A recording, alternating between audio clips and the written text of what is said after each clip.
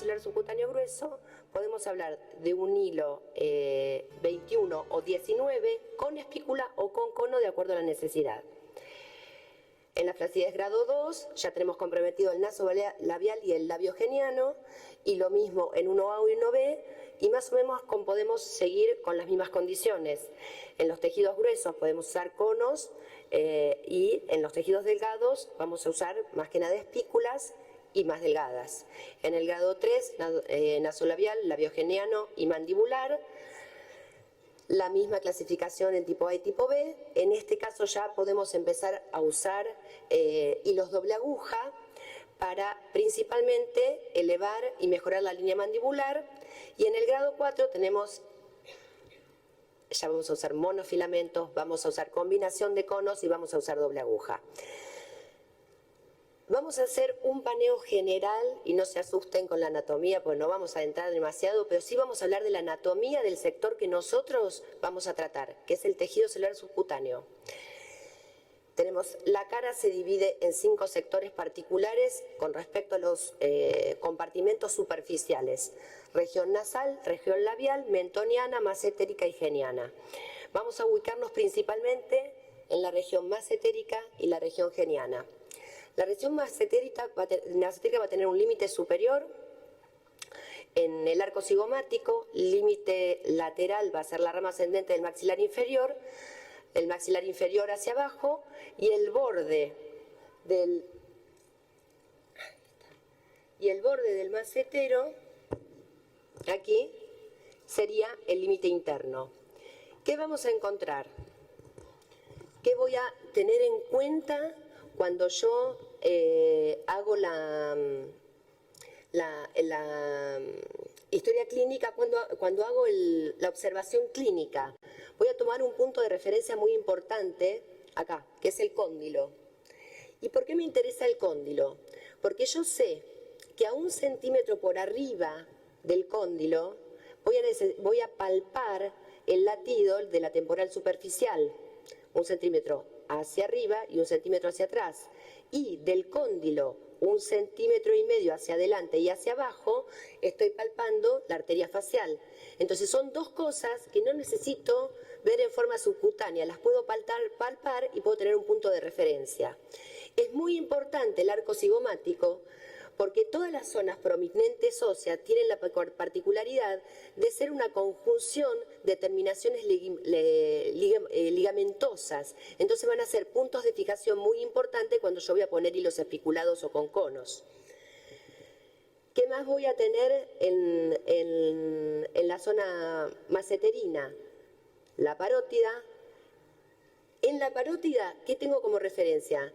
Que la facial, el nervio facial, va a traspasar la glándula parótida. Entonces, en tejido celular subcutáneo no tengo nada que pueda pinchar. Hacia la parte interna tengo la prolongación de la glándula parótida con el conducto de Stenone. Y en esta zona no tengo ninguna otra cosa que pueda pinchar. Cuando nos dirigimos ya al compartimento geniano, voy a tener el límite superior, va a estar dado por la órbita, el punto externo, la apófisis externa de la órbita, aquí arriba, con una línea que desciende por el borde interno del massetero, maxilar inferior, y en la cara interna voy a tener el surco nasogeniano y el surco el labio yugal. Entonces, ¿qué voy a tener en este compartimento? Voy a tener en primera instancia la piel, segunda instancia tejido celular subcutáneo. En tejido celular subcutáneo, la parte profunda, voy a tener la terminación de las aponeurosis del músculo cutáneo y del sistema músculo cutáneo aponeurótico.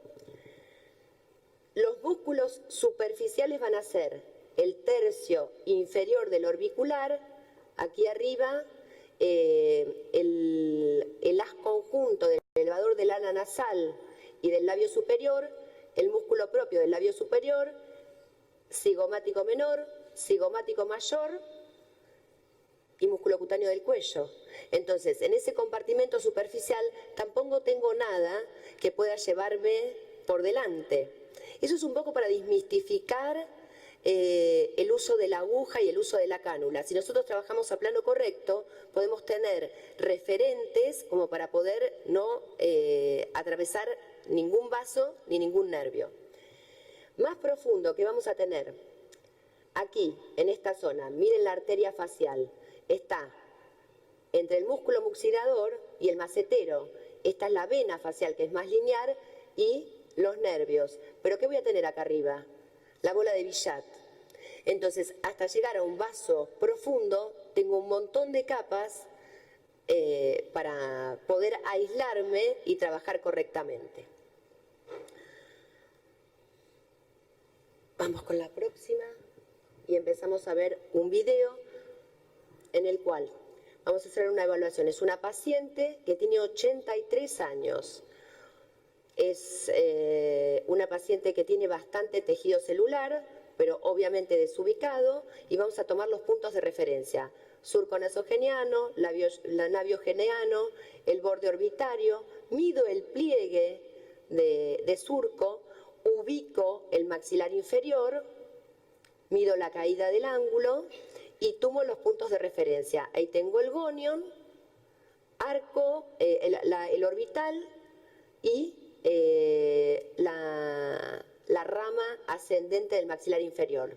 Marco un punto, principalmente dos puntos. El punto del gonion, donde voy a insertar la aguja para sacar en la zona posterior al depresor del labio inferior, y la zona malar, principalmente el arco cigomático, donde tengo aquí, donde tengo la zona ligamentaria para poder tener un anclaje más importante. Esa es la marcación que voy a hacer la paciente. Hago la prueba manual en la tracción de la piel para ver, ¿ven? Hago la tracción y hago la subida. Y veo qué cantidad de frunce voy a tener cuando haga la tracción con el hilo para ver cómo la puedo compensar y que se pierda en la zona temporal. En este paciente vamos a ver otra cosa. Mire acá el centro. Tiene una deflación del pómulo. Entonces, en una segunda instancia, ¿qué puedo hacer? Voluminizar la zona o terminar la tracción del doble aguja con una cánula que venga del mismo punto de tracción en la zona cigomática hacia el ángulo de la boca o hacia la mitad del surco nasolabial, depende de la tracción que me genere el primer hilo que yo ponga. Acá lo que estoy mostrando es que es una paciente que, se dan cuenta, tuvo un accidente, hay una zona fija, tiene 46 puntos en esta zona, totalmente retraída, con una retracción del párpado superior y de la zona frontal. Entonces hago una marcación porque voy a aprovechar y voy a poner un hilo Pecoq. El hilo Pecoq se caracteriza por tener espículas hacia los dos lados.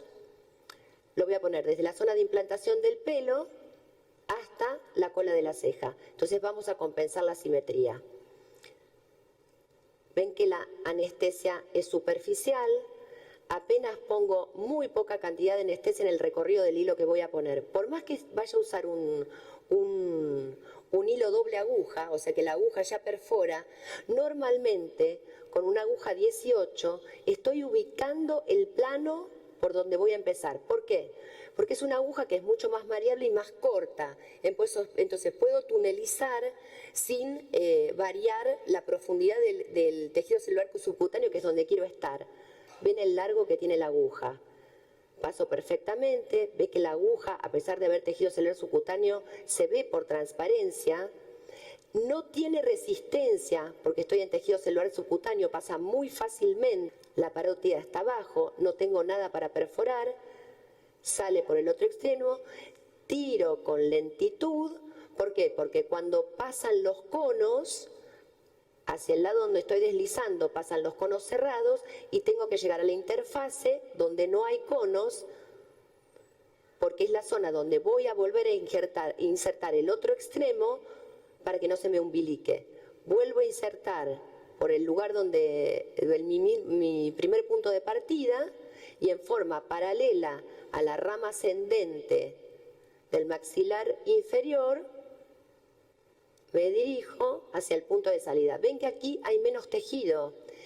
La zona maseterina, cerca, o sea, preauricular, tiene menos tejido y es más fibrótica. Se ve con mayor transparencia la aguja. Palpo el cóndilo para ubicar la arteria facial. La arteria temporal superficial la tengo ahí arriba. Y en la palpación, esa zona es mucho más fibrótica y es más difícil de salir, que eso es lo que yo estoy buscando para que tenga mejor fijación, y saco el otro extremo de la aguja. Ve que el paciente habla tranquilamente, no siente absolutamente nada de dolor. En este caso, el dolor es un muy buen marcador de plano. Cuando el paciente siente dolor es porque profundicé el plano. El tejido celular subcutáneo no duele absolutamente para nada. En este caso, la verdad, puse un poquito de anestesia al recorrido porque el paciente tiene un von Willebrand para evitar el sangrado, pero si no, en general no pongo demasiada anestesia. Corto los dos extremos, fijo con un nudo. Ese nudo lo voy a revisar a la semana y si ese nudo realmente queda fijo, a la semana lo retiro y si no puedo esperar hasta 10 días para retirarlo. Reacomodo la zona.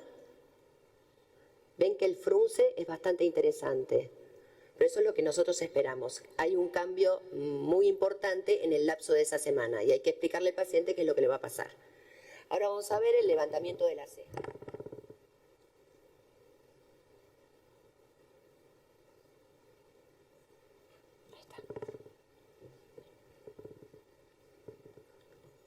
Ahí está. La misma señora, ya tenemos la marcación anterior. Busco el movimiento, palpo la temporal, que la tengo acá. Recién acá tengo el nervio supratronclear, entonces estoy bien alejada. Esta zona es muy segura. Hay muy poco tejido celular subcutáneo, pero también voy a usar un hilo 21 o 23, que son finos, intentando correr. Y la saco por la zona, el límite de la línea de implantación de pelo. Vuelvo a realizar un túnel. El túnel lo direcciono hacia donde yo quiero ir con el hilo. Es muy importante la tunelización. Miren la técnica. Entro, ven que tiene un circulito blanco. Es un circulito que pareciera de goma eva. Eso da el límite de la entrada. Hace una punción, la entrada es hasta donde está esa goma eva y después rectifico y voy paralelo al tejido. Y sé que entro perfectamente. Palpo la zona, palpo la salida. Siempre todas las cánulas tienen un punto negro que me están mostrando que la punta de la cánula está hacia arriba. Lo giro para que el extremo del hilo que se despliega quede para abajo y tiro perfectamente. Sin problema, el paciente no siente absolutamente nada. Genero la retracción. En este caso se pueden hacer dos cosas. Este paciente levantó perfectamente y no era necesario. Yo puedo hacer un punto de entrada y puedo hacer un punto de salida si la caída de la ceja es mayor. Y puedo tener un punto de fijación externo en la ceja y un punto de fijación arriba, porque es bidireccional este hilo. Hago el nudo, no es necesario, ya equilibré las dos cejas, miren cómo se ha desplegado, está igual que la otra. Aplico un poquito de árnica, aprovecho reacomodar un poquito el hilo y el paciente se va a la casa o sigue con sus actividades normales. Normalmente cuando pongo dos hilos gruesos o un doble aguja, no agrego el tercer hilo para no generar tanto edema. Posterior a esto puedo hacer dos cosas: agregar un tercer hilo y cerrar ese triángulo isósceles para generar una elevación mayor, o puedo colocar monofilamentos o hidroxiapatita de calcio o voluminizar con ácido hialurónico en forma profunda y superficial. Tengo muchísimas variantes, pero lo primero que hago es reposicionar el tejido. 2 minutos. Ya está, gané. Muchas gracias. Muchas gracias, doctora. Seguimos con la próxima presentadora, que es la doctora Bugallo. Es médica especialista en estética y próximamente el último año de la concurrencia de dermatología, y nos va a hablar sobre técnicas combinadas para un mejor abordaje terapéutico, hilos, ultrasonido microfocalizado y fillers. Muchas gracias por haberme convocado a compartir lo que es mi experiencia en las combinaciones terapéuticas. Cuando nos trazamos un plan, una meta o una estrategia para lograr un objetivo, lo que nos trazamos son vectores mentales que tienden a resolver o a lograr dicho propósito. Cuando hablamos de vectores es inevitable no asociarlo a las matemáticas, es la geometría, y entendemos por vector a un sector de una recta que tiene una orientación en el espacio y tiene un sentido que está dado por la dirección que tiene la flecha. Pero también podemos asociarlo a otras áreas de las ciencias, como son vectores informáticos, vectores cartográficos en la geografía, o bien en la medicina los vectores epidemiológicos, y que tantos vemos hoy en día. También podemos analizar cómo reparar un rostro analizando los vectores que van modificándose con el paso del tiempo. Y otra vez recaemos en las matemáticas y vamos a tratar de comprender las curvas de Auger, la secuencia de Fibonacci, las proporciones divinas. La interpretación de todos estos parámetros nos van a ayudar a hacer un correcto diagnóstico y tratar, por medio de los distintos abordajes terapéuticos, llevar a la simetría de un hemirrostro con respecto al otro, para resaltar la belleza de nuestro paciente. El proceso de envejecimiento, como sabemos, es un proceso continuo, progresivo, que no solo queda limitado a la piel, sino que también incluye un deterioro de lo que son las fascias, ligamentos, compartimentos grasos superficiales profundos, cambia el comportamiento de los músculos, como así también el comportamiento óseo. Afortunadamente, en los últimos años ha habido una gran tendencia a estudiar todos estos cambios que se dan en la estructura facial con el paso de los años. Y así fue que se descubrieron cómo la grasa estaba compartimentalizada en planos superficiales, profundos, y a su vez cada una tenía su compartimentalización propia. Se descubrieron los ligamentos y lo que nos ayudó el análisis de todas estas estructuras es optimizar los tratamientos.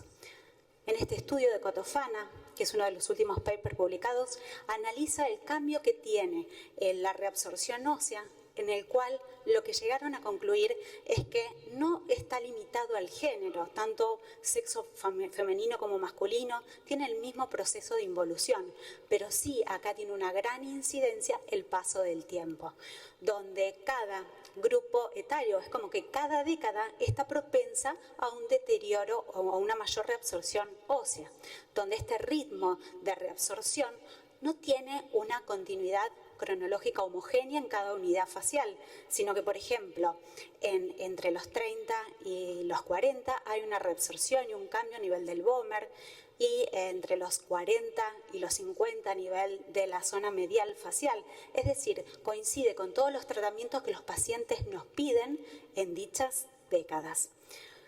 Básicamente, aquí el problema se radica en la porción posterior del maxilar. Desde allí empieza la reabsorción y, consecuentemente, todos los cambios que vamos a ir viendo, los síntomas de flacidez, donde hay una disminución en la tensión de los ligamentos, reabsorción de los compartimentos grasos y también una flacidez de la piel. Acá entonces nos va a permitir entender un poco más el cambio de la dirección de los vectores, que van a pasar a tener una dirección inferior y lateral, y el interpretarla y hacer un correcto diagnóstico según el paciente que tenemos, según el grupo etario al que pertenece, vamos a poder abordarlo de la manera más adecuada. ¿Cómo empezamos? Simple. Lo ideal es hacer una correcta anamnesis, descubrir cómo es el paciente que tenemos enfrente, qué antecedentes tiene, personales, enfermedades, y al mismo tiempo analizar cómo es su dinámica, es decir, no solo evaluarlo en lo estático, sino también en su dinámica gestual. Y eso nos va a permitir empezar a ver un poco más allá de lo que ven nuestros ojos. Empezar a hacer también un poco de terapia que hacemos diariamente con nuestros pacientes, explicarles el por qué el paciente nos señala el surco nasogeniano pidiendo que le rellenemos el surco, y nosotros vamos a estar hablándole de reparar la zona externa a nivel cigomático facial, cigomático malar, temporal. Entonces, acerquémonos a él para que también podamos generar empatía y confianza en la combinación terapéutica que le vamos a proponer. Y así nos van a surgir las ideas necesarias para encontrar el camino indicado para el cambio de vectores. ¿Por dónde empezamos entonces?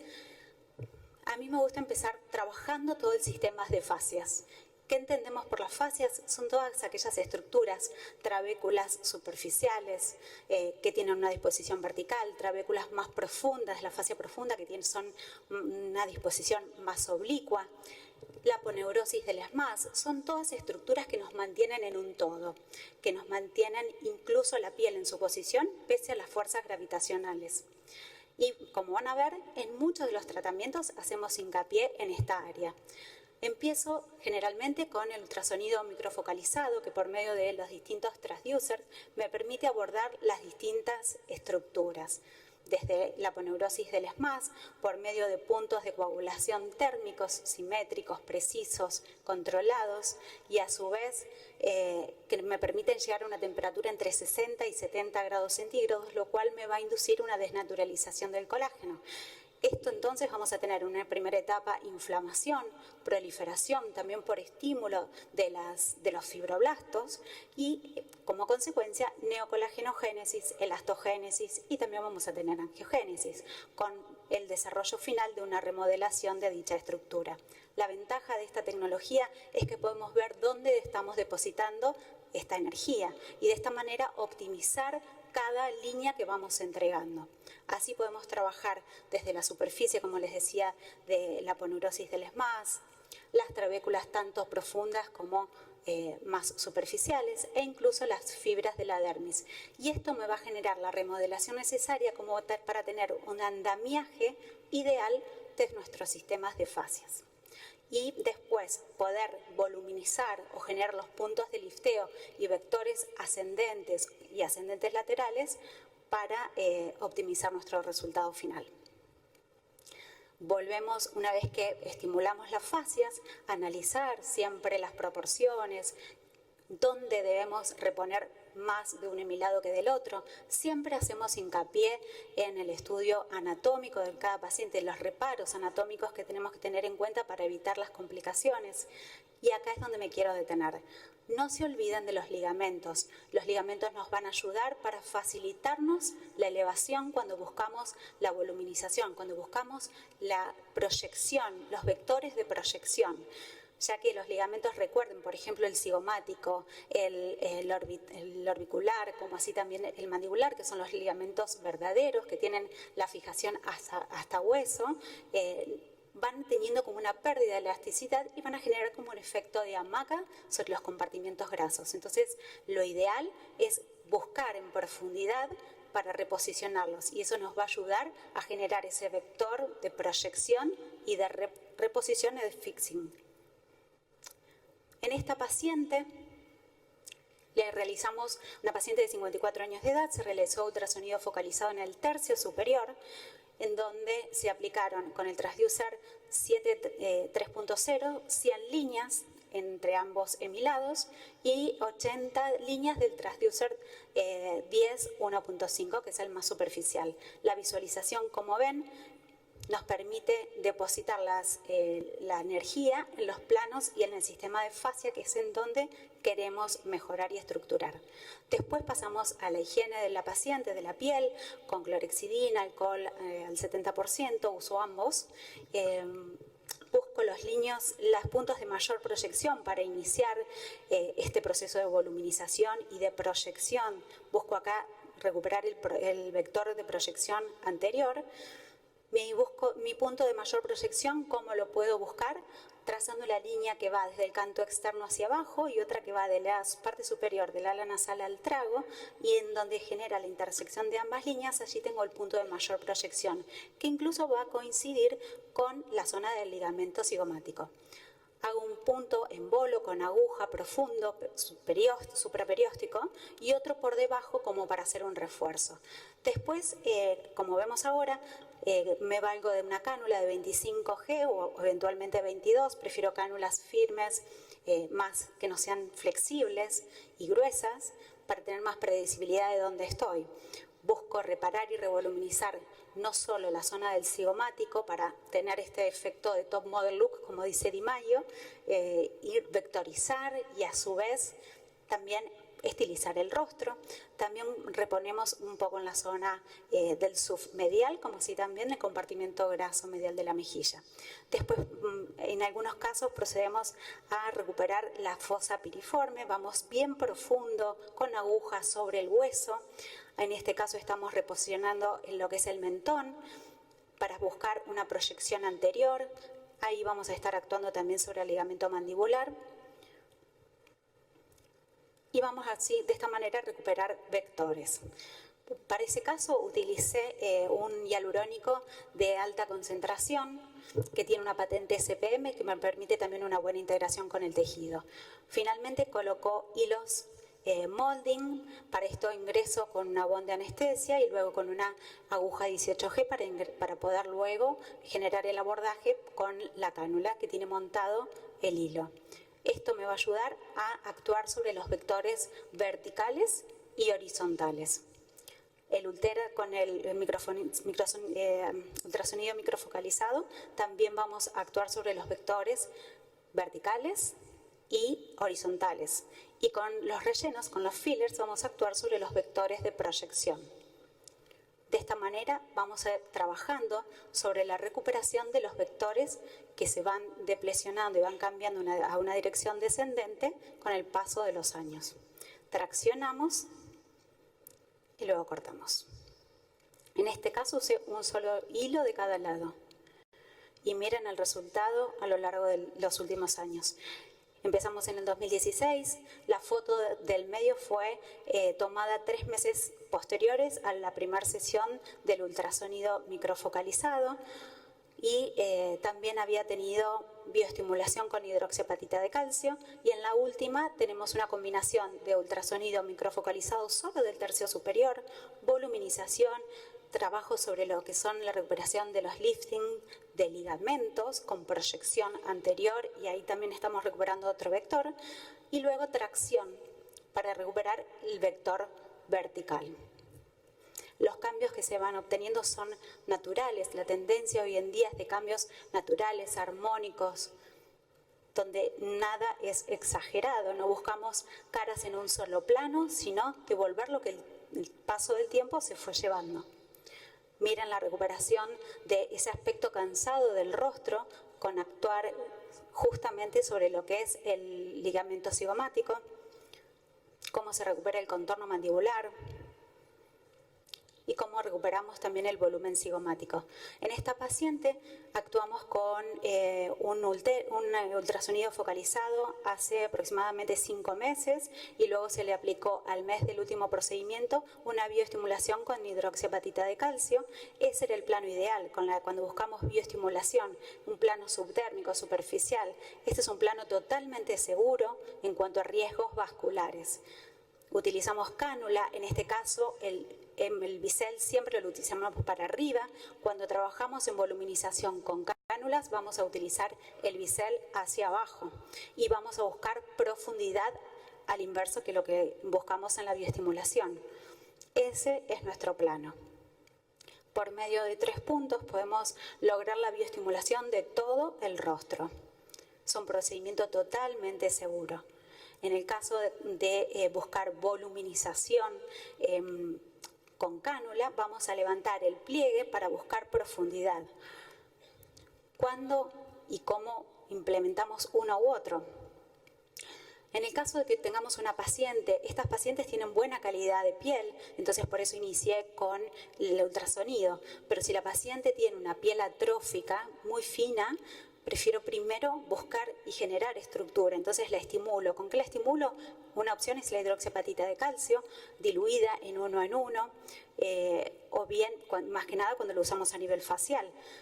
Otra opción son los hilos de monofilamentos. Lo que busco entonces es compactar, mejorar la estructura de nuestra dermis para tener un mejor sistema de fascias y fibras donde pueda tener mejor impactación el ultrasonido. Recuerden que siempre tenemos que estimular. Ven cómo estamos todo el tiempo trabajando en la bioestimulación, sea con hilos monofilamentos, hidroxiapatita o incluso con el ultrasonido focalizado. Hay que estimular al fibroblasto. Es una célula que va perdiendo su capacidad de síntesis. En el caso de la hidroxiapatita, tanto como así también el hilo, vamos a generar un efecto mecánico que estimule su síntesis de neocolágeno, elastogénesis y también la angiogénesis. Miren cómo se recuperan los vectores. Tenía un vector totalmente hacia abajo y cómo lo cambiamos hacia una dirección ascendente y superolateral. Se recuperan los contornos y al reposicionar también la zona del cigomático, que utilizamos un producto voluminizador, mejoró también el reposicionamiento de los ligamentos. Son todos resultados naturales. Son múltiples los papers que nos avalan los estímulos que generan la hidroxiapatita, como así también los hilos monofilamentos. Hay distintos consensos que nos permiten evaluar cuáles son las diluciones ideales según la zona a tratar y según el tipo de piel. Y tengamos en cuenta que cada paciente es distinto. Incluso un hemirrostro es distinto al otro. Y mi consejo es, primero que nada, escuchar a nuestro paciente, evaluemos cuáles son sus necesidades, cuál es su expectativa, si es real o no. Hagan una correcta anamnesis, entiendan qué es lo que está sufriendo el paciente, sea fisiológico o emocional. Hagan registro iconográfico, piensen que estamos bioestimulando gran parte de nuestro tratamiento, por lo cual necesita una cadencia de tiempo para generar el estímulo de células adecuados. Customicen los tratamientos, otra opción terapéutica según cómo viene el paciente. Si es un paciente, yo mostré a lo mejor pacientes con buena calidad de piel, pero si es un paciente muy elastótico como el que presentó Pedro, en ese caso iniciaría con un láser de CO2 para optimizar la textura y la tensión superficial de la piel. Ultrasonido actúa por debajo, es decir, hasta donde llega el láser de CO2, por ejemplo, láser ablativo que nos va a redensificar y mejorar la textura. Después lo trabajo con el ultrasonido para trabajar mayor estructura en profundidad. Entonces, tengan una mirada global del paciente. Sepan interpretar y ver más allá de lo que nuestros ojos ven. Sean creativos, planifiquen los tratamientos. No se queden, la idea no es hacer todo en una sola vez, sino evaluar cómo van generando los cambios cada abordaje terapéutico que realizamos y también para que el paciente se organice económicamente. Todo esto tiene un costo. Y como último les dejo una frase. La idea no es ver lo que aún nadie ha visto, sino pensar lo que todavía nadie ha pensado sobre lo que todos vemos. Muchas gracias. Gracias, doctora. Seguimos con la siguiente speaker, la doctora Mercedes Fontana, médica dermatóloga, egresada de la Universidad de Buenos Aires, miembro de la SAD, de la AD y del CILAD, y nos va a hablar de la utilización de hilos de PDO para bioestimulación y tracción en brazos, abdomen, glúteos y miembros inferiores. Gracias, doctora. Bueno, muchas gracias por la invitación.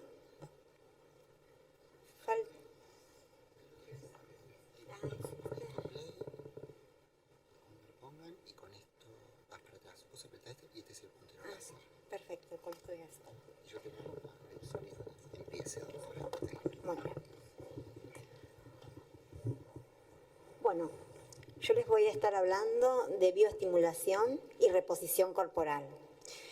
Para poder poner o colocar hilos en la región corporal es muy importante la bioestimulación previa, que tengamos una muy buena dermis, debido a que en el caso de los hilos corporales no vamos a tener, como los faciales, la posibilidad de poder adherirlos a la fascia. Entonces aquí es muy importante poder tener muy bien la dermis. Para bioestimular la dermis podemos utilizar múltiples procedimientos, monofilamentos, plasma rico en plaqueta, hidroxiapatita de calcio, radiofrecuencia, HIFU, mesoterapia, pero siempre tiene que ser con bastante anticipación, mínimamente 3-4 meses antes, tener una buena dermis, para luego sí poder colocar los hilos tensores. Si vamos a poner primero monofilamentos, lo vamos a hacer en distintas posiciones que las podemos ir marcando, puede ser en forma de cuadrícula, puede ser en forma de cola de pez o pueden ser en forma paralelas. Y los hilos que vamos a utilizar de monofilamentos para la región básicamente corporal, siempre tienen que ser los más largos, o sea, vamos a usar los de 90 y los de 60. Así tenemos la marcación en la zona del brazo de monofilamentos en forma de cola de pez, en un abdomen en forma paralela, pero los vamos a ir alternando. En la zona de los glúteos podemos hacer cuadrículas. ¿Y qué cantidad de monofilamentos vamos a poner? La cantidad necesaria o la que el paciente pueda pagar, lo podemos ir haciendo en varias sesiones. Se pueden ir combinando, como ya lo explicó el doctor Roberes, con plasma rico en plaquetas, en el mismo momento, siempre y cuando sean estos hilos, los monofilamentos. Los hilos tensores no nos conviene hacer una estimulación en el mismo momento porque no tendría sentido. Primero los tenemos que tener estimulado el tejido para luego poder ponerlos, y el agua que nos produciría, por ejemplo, el plasma rico en plaquetas, o el agua que nos dejaría poner otro componente líquido como la mesoterapia, no nos permitiría adherir los hilos tensores. Si vamos a hacer mesoterapia, tenemos que hacer una mesoterapia que esté siempre dirigida a dermis profunda. Recordemos que tenemos el NAPASH, que es para mejorar la epidermis, y eso nos daría brillo en la piel y no tendría sentido para esto. Y en dermis superficial la pápula tampoco nos serviría. En estos casos tenemos que ir siempre a mejorar el tono de la piel, con lo cual tenemos que hacer una mesoterapia mínimamente superando los 4 milímetros para estar seguros que estamos estimulando la dermis profunda. Y de esta manera caemos en los órganos efectores, que sería estimular el colágeno y estimular también el ácido hialurónico. ¿Qué tipo de mesoterapia vamos a elegir? Bueno, vamos a elegir cosas que nos mejoren, como factores de crecimiento, el ácido hialurónico, vitaminas, vitamina A, el retinol, vitamina C, vitamina E, que es un antioxidante, vitamina K y todos los complejos de la B. Aminoácidos, minerales, coenzimas y ácidos nucleicos. Acá vemos un brazo bioestimulado previo, que aquí he combinado tanto hilos de monofilamento como mesoterapia previo a la colocación de hilos tensores. Cuando vamos a utilizar hilos tensores, ya vamos a tener que tener en cuenta que vamos a usar o hilos de tercera generación como espiculados o espiculados 360, hilos de cuarta generación, que son los hilos premoldeados, que nos sirven para lugares a donde hay una mayor densidad y queremos poder levantar algo más pesado, y los de quinta generación, que son los doble agujas, que pueden venir tanto espiculados 360 como premoldeados. Bueno, esto sería un hilo 360, a donde vemos múltiples espículas en la dirección de 360 grados, y esto nos va a favorecer para podernos enganchar de la dermis. Este es un doble aguja, como ya explicó la doctora Malbert, tenemos una parte central que no tiene espículas o cánulas, con lo cual esa es la parte a donde nosotros no vamos a actuar, simplemente es la zona donde vamos a direccionar hacia otro lado la otra parte del hilo. Y vamos a ver cómo sería esta técnica en brazos. Acá en brazos yo voy a elegir un hilo doble aguja espiculado de 21G. Voy a hacer una técnica de B invertida, que la he aprendido acá del doctor Spagnuolo.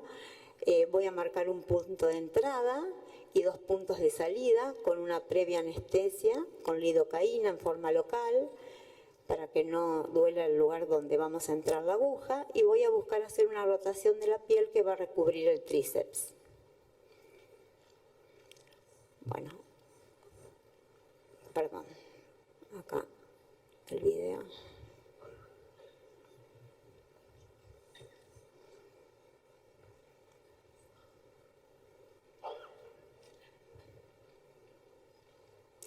Bueno, acá estamos viendo que vamos a producir la rotación del tríceps. Esta es la idea que vamos a tener. Entonces, esta paciente no hace falta bioestimularla en esta zona que se está mostrando porque tiene una buena dermis. Pero en otros casos sí vamos a necesitar hacer una bioestimulación. Una vez que decidimos hacer esto, vamos a hacer la puerta de entrada en la zona superior. Hacemos la marcación para no perdernos cuando acostemos a la paciente. Esto es muy importante porque al estar la paciente acostada vamos a perder la perspectiva. Y vamos a hacer esta B que vamos a invertir. La paciente está acostada y ahí hacemos la puerta de entrada. Tunelizamos, aunque sea una aguja, porque me va a marcar la dirección hacia donde quiero ir y esto me va a facilitar. Al colocar la aguja, ahí comenzamos a pasar la aguja, no es doloroso. Siempre tenemos que sentir la resistencia, esto nos indica que estamos en dermis profunda, porque si no tuviésemos un poquito de resistencia, sabríamos que estamos en hipodermis. Me voy ayudando con la mano para que pueda pasar bien la aguja. Y llevo siempre la piel hacia la aguja. No pierdo de vista el hilo, por eso lo engancho con una pinza y ahí estoy pasando el otro hilo donde voy a hacer la otra vectorización. Siempre tengo que mirar dónde tengo la punta del hilo, nunca perderla de vista. Y eso es la punta de la aguja, perdón. Ahí estoy tensando. Corto, tiro para estar segura de que estoy correctamente y hago este frunce, que no nos tiene que asustar que quede de esta manera. Se hacen los nudos correspondientes para ayudar a que las espículas empiecen a trabajar, que los voy a retirar a la semana. Ahí lo estamos haciendo del otro brazo.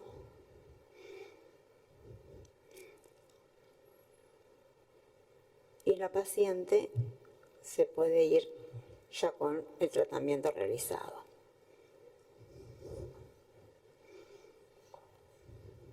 Así se va a ir la paciente, como vemos en la diapositiva superior, y en la imagen inferior vemos cómo está aproximadamente 4 días fueron. O sea que no nos tiene que asustar, al contrario, si no tenemos el frunce es que no estamos haciendo el trabajo correcto. Vemos cómo esto es en el mismo día, la paciente tenía un tatuaje que nos sirve para ver cómo lo tenía, en qué dirección, y ni bien se pusieron los hilos, cómo quedaron en una dirección correcta. Bueno, abdomen. En el abdomen voy a utilizar cánulas con hilos espiculados, va a depender del grosor, del tamaño de la piel, si voy a elegir 19 o 21G, desde el reborde yuxtacostal en dirección oblicua hacia el ombligo, 2 de cada en mi abdomen supraumbilical. Y voy a colocar posteriormente 2 hilos más en la zona inferior al ombligo. Esto lo puedo hacer en un mismo momento o puedo esperar y hacerlo en una sesión posterior. Acá vamos a ver cómo se colocaron los hilos. Esta paciente le molestaba la piel que rodeaba al ombligo, entonces vamos a producir un tensado de esa piel con 2 hilos en forma oblicua que van a ir paralelos desde la zona yuxtacostal hacia el ombligo. hacemos la marcación, siempre de pie, y una vez que está acostada, al tener la marcación no voy a perder la perspectiva. Voy a tunelizar porque voy a poner una cánula, eso es muy importante para poder ver la dirección. Ahí estoy introduciendo y me cuesta, esto significa que estoy en dermis profunda y no en hipodermis. Ahí me ayudo, nunca pierdo de vista la punta de la cánula y siempre la piel la llevo hacia la cánula. Una vez que completo este acto, lo saco y me fijo si verdaderamente quedó anclado el hilo. Repito la maniobra y siempre es importante que me ayude a hacer una buena tunelización. Insisto con esto porque es la mejor manera de saber que uno está poniendo bien la cámara, nos va a ayudar muchísimo. Es indoloro, verdaderamente los pacientes no se quejan y vamos a tener un resultado muy bueno desde el primer momento.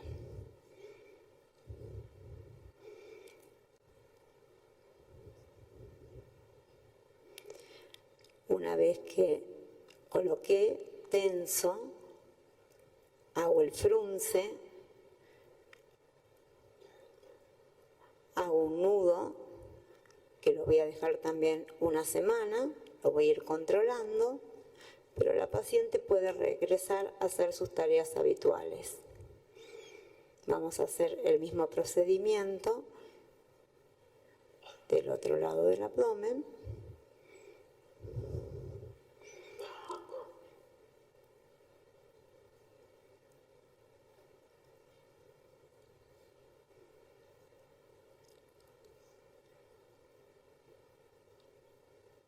Esta paciente tenía bastante grasa abdominal. En pacientes más delgados el frunce se nota mucho más. Y la paciente se fue en ese momento con este resultado, que va a ir mejorando. Recordemos que los hilos de tensión son hilos que van a tardar aproximadamente 6 meses en degradarse, pero que una vez que se han degradado, cambiamos el hilo por tejido nuevo, con lo cual la fibrosis que genera nos va a continuar haciendo el resultado que estamos buscando. En glúteos voy a utilizar una cánula con hilos espiculados, también según la piel del paciente voy a elegir 19 o 21G, de 2 a 3 hilos por glúteo, esto va a depender de la anatomía del paciente. Voy a hacer una técnica en abanico, desde el punto de entrada que va a ser en la región superior del glúteo, me voy a dirigir en dirección divergente hacia los miembros inferiores.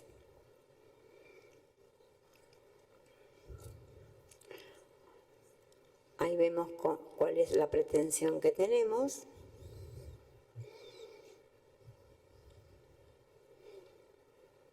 Esta paciente sí, en esta posición la podemos marcar, no nos va a variar demasiado. Coloco la lidocaína, tunelizo. Como es una paciente delgada, decidí colocarle 2, pero se pueden colocar 3. Había sido bioestimulada con 5 sesiones de mesoterapia previamente. Y aquí vamos a colocar los hilos que van a tener ambos la misma puerta de entrada, con lo cual en este caso ahora vamos a ver cómo vamos a hacer el nudo en forma conjunta con los 2 hilos. Los vamos a atar a los 2, tiramos.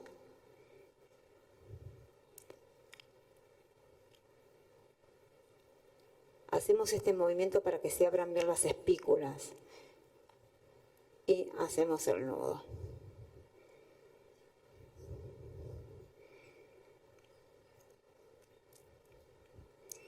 Es es mínimo, se va a ir con esos nudos, pero no le impide su vida habitual.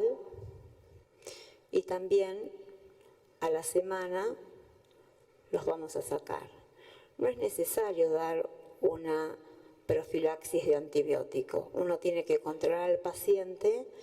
Generalmente, si uno utiliza los procedimientos en forma adecuada, con una asepsia adecuada de la piel, no es necesario tener que dar antibiótico-terapia.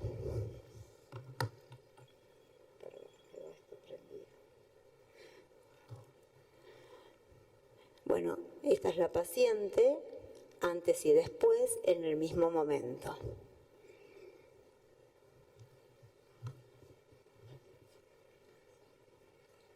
Muchas gracias, doctora. Continuamos con la doctora Micaela Herrera, que nos va a hablar sobre el manejo de complicaciones. Gracias. Este es el play y este es el puntero. Este es para atrás. Hacemos la aplicación importante.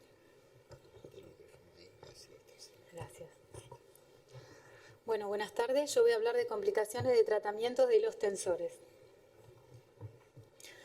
Voy a empezar por la definición de complicaciones. Bueno, una complicación es una evolución desfavorable en el curso de una enfermedad o después de un procedimiento o tratamiento y puede deberse a la enfermedad, al procedimiento o tratamiento o no tener ninguna relación con ninguna de estas dos causas. En medicina estética, en realidad no hablamos de una enfermedad y los problemas o las complicaciones pueden deberse a la mala elección del paciente, a la mala elección del tratamiento, del producto, del material o el procedimiento que uno va a realizar. Y lo más importante es la técnica, porque la mayoría de las complicaciones tienen que ver con la técnica. Entonces, recordamos, es importante tener en cuenta la anatomía, las zonas peligrosas. Esto lo voy a pasar rápido porque ya lo mostró bien Ingrid. Otro cuadro donde vemos el conducto de Stennon, que es lo que quería mostrar en esta diapositiva, y muy por debajo de él, o al ladito de él, digamos, hay que recordar que está las ramas bucales del nervio facial. Igual todo esto está en un plano más profundo sobre el que no tenemos que trabajar, ¿no? Está todo por debajo. Y bueno, las complicaciones tenemos las temporales, que no son complicaciones realmente, sino son procesos que pueden ocurrir durante el tratamiento, posterior al tratamiento, como por ejemplo el edema, la inflamación, las asimetrías, las sobrecorrecciones y los hematomas. Y las complicaciones propiamente dichas, retracción de la piel, visibilidad del trayecto, también se puede ver el extremo del hilo, que sería un nódulo, lo que vamos a ver, la migración con extrusión algunas veces, formación de granulomas, de infecciones, daño vascular, lesiones nerviosas, que pueden ser parálisis o disestesias, y también puede haber daño en el conducto de Stennon y en un pequeño porcentaje también lesionar la rama bucal del nervio facial. Acá vamos a ver algunas fotos. Estos son tratamientos con hilos PDO, acá en la zona peribucal y acá en la zona del cuello de la papada. Esto generalmente es bastante frecuente con estos hilos, con los monofilamentos, porque vienen en agujas. Y como colocamos bastante cantidad, generalmente suelen quedar hematomas. Pero bueno, esto es una complicación que se resuelve sola a la semana, más o menos, aproximadamente. Bueno, esta es una paciente que le coloqué un hilos doble aguja. Esta es la foto inmediatamente después de la colocación y esto es a la semana. O sea, como vemos hay una sobrecorrección, pero acá no hay que hacer nada, se corrige solo. Retracciones a la izquierda en el extremo distal del hilo y acá, bueno, hay una superficialización de hilo. Estos son hilos PECOG. Esto conviene tratar de resolverlo en el momento con una maniobra manual, soltando la piel. Superficialización del hilo, que esto se puede ver generalmente después de unos días, no siempre se ve en el momento y también se ve cuando se produce una migración. Esta formación de nódulos, estos son hilos PECOG, Perdón. No, estos no son hilos monofilamentos. Estos son los extremos, se ven pequeños nódulos. Acá también es un hilo monofilamento y en el extremo vemos un nódulo. Acá tenemos ejemplos de extrusión, uno en la mucosa y otro en el párpado inferior. Acá lo que hay que hacer es retirar el hilo. Bueno, este es otro caso de extrusión. Este es un hilo PECOG. Tenía un punto de sujeción. La paciente tenía que concurrir a retirar, a cortar el punto la semana. Y justamente ese mismo día, lavándose el pelo, se le salió el apósito y se le enganchó el pelo con el punto. Y tironeó del hilo y se ve que se soltó en el extremo porque se movilizó el hilo. Cuando concurrió, yo traccioné del hilo, el hilo no salía, pero bueno, esta zona la corté y lo masajé para que el hilo quedara adentro. Y por ahora está bien, así que hay que controlar para ver si necesita otro hilo más adelante. Bueno, esta es una foto que me dio el doctor Rafael Spanuolo, de una paciente, creo que es una paciente de él. La paciente presentó una inflamación importante en esta zona con formación de un hematoma, lo que le generó una parálisis facial transitoria. Fue tratada con corticoides aproximadamente durante una semana, 10 días, con resolución de la inflamación, reabsorción del hematoma y de la parálisis también. Esta es otra foto que me cedió el doctor. Formación, acá vemos, de un granuloma lineal y la foto post-tratamiento con una infiltración de triamcinolona. Bueno, otra de las complicaciones podría ser el daño en el conducto de Stenón. En esta paciente, 24 horas posteriores al procedimiento, presentó dolor y tumefacción en la mejilla y se le realizaron la ecografía y la cialografía, confirmándose la lesión del conducto de Stenón, y esto es de resolución quirúrgica. Bueno, infecciones es otra de las complicaciones. Acá vemos los trayectos: inflamación, dolor, edema y abscesos en algunas zonas. Acá también esta es la colocación. Esta es una foto que me dieron hace poco de un paciente que le colocaron hilos, un odontólogo, y vemos acá todo el trayecto inflamado y acá formación de abscesos. Yo tenía la foto del otro lado que no la puse, pero es bilateral, o sea que se complicó de los dos lados, los dos hilos se complicaron. Bueno, el tratamiento de las infecciones: clindamicina, macrólidos, quinolonas, de 2 a 6 semanas, se pueden acompañar con antiinflamatorios. Generalmente evolucionan bien en las 24, 48, 72 horas. Si no hay una buena evolución, se puede pedir una ecografía y una resonancia magnética. En caso de que haya abscesos, es conveniente drenar el absceso y hay que sacar el hilo, hay que remover el hilo. Bueno, acá hay un video para mostrar una de las formas de sacar el hilo. Se coloca anestesia local, se hace una incisión. Acá se hizo con una aguja 18G, se puede hacer con una hoja de bisturí, eso es como uno quiera. Acá se utilizó una aguja de crochet, esterilizada obviamente. Se pesca el hilo, se tracciona y se retira. Este hilo era un hilo de polipropileno, no era un hilo de PDO. Este es un video del doctor Sulamanitsa, que es un cirujano plástico. Es un hilo permanente. Ahora tracciona el hilo y lo va a retirar completamente. Él utiliza las agujas de crochet, las esteriliza. Yo encontré que hay otras pinzas que podrían servir, ahora voy a mostrar la foto. No son pinzas, son ganchos. Bueno, acá saco el hilo.